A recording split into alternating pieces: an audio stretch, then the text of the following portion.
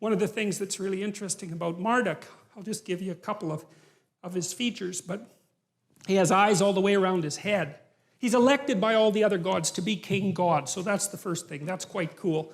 And they elect him because they're facing a terrible threat, sort of like a flood and a monster combined, something like that. And Marduk basically says that if they elect him top god, then he'll go out and stop the flood monster and they won't all get wiped out. It's a serious threat. It's chaos itself making its comeback. And so all the gods agree. And Marduk is a new manifestation. He's got eyes all the way around his head and he speaks magic words. And then he also goes out and when he fights this deity called Tiamat. And we need to know that because the word Tiamat is associated with the word Tehom, T-E-H-O-M, and Tehom is the chaos that God makes order out of at the beginning of time in Genesis. So it's linked very tightly to this story. And Marduk, with his eyes and his capacity to speak magic words, goes out to confront Tiamat, who's like a watery sea dragon, something like that. It's a classic St. George story, to go out and wreak havoc on the dragon. And he cuts her into pieces, and he makes the world out of her pieces. And that's the world that human beings live in. And the Mesopotamian emperor acted out Marduk. He was allowed to be emperor insofar as he was a good Marduk. And so that meant that he had eyes all the way around his head, and he could speak magic. He could speak properly. And so that we're starting to understand there at that point the essence of leadership, right? Because what's leadership? It's the capacity to see what the hell's in front of your face and maybe in every direction, and then the capacity to use your language properly in a transformative manner and to transform chaos into order. And God only knows how long it took the Mesopotamians to figure that out, and the best they could do is dramatize it, but it's staggeringly brilliant. You know, it's by no means obvious, and this chaos is a very strange thing, and this is the chaos that God wrestled with at the beginning of time. Chaos is it's half psychological and half real. There's no other way to really describe it.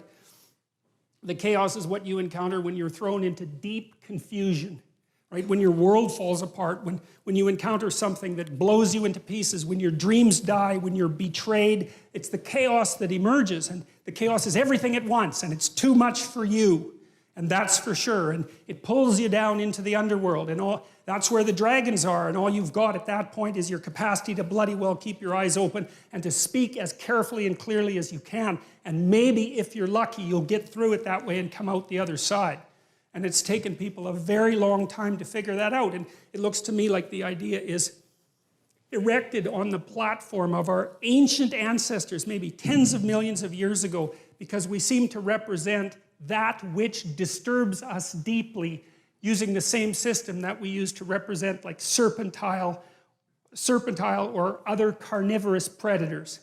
And we're biological creatures, right? So when we've formulated our capacity to abstract, our strange capacity to abstract and use language, we still have all those underlying systems that were there when we were only animals. And we have to use those systems there. They're part of the emotional and motivational architecture of our thinking. And part of the reason we can demonize our enemies who upset our axioms is because we perceive them as if they're carnivorous predators. We do it with the same system. And that's chaos itself, the thing that always threatens us, right? The snakes that came to the trees when we lived in them like 60 million years ago. It's the same damn systems. So the Marduk story is partly the story of using attention and language to confront those things that most threaten us. And some of those things are real world threats, but some of them are psychological threats, which are just as profound, but far more abstract. But we use the same systems to represent them. It's why you freeze if you're frightened, right? You're a prey animal. You're like a rabbit. You've seen something that's going to eat you, you freeze. And that way you're paralyzed, you're turned to stone, which is what you do when you see a Medusa with a head full of snakes, right? You're turned to stone, you're paralyzed. And the reason you do that is because you're using the predator detection system to protect yourself. Your heart rate goes way up, and you get ready to move. Things that upset us rely on that system. And then the Marduk story, for example, is the idea that if there are things that upset you, chaotic, terrible, serpentine, monstrous, underworld things that threaten you, the best thing to do is to open your eyes and get your speech organized and go out and confront the thing and make the world out of it. And it's staggering. When I read that story and started to understand it, just blew me away that it's such a profound idea. And we know it's true too, because we know in psychotherapy, for example, that you're much better off to confront your fears head on than you are to wait and let them find you.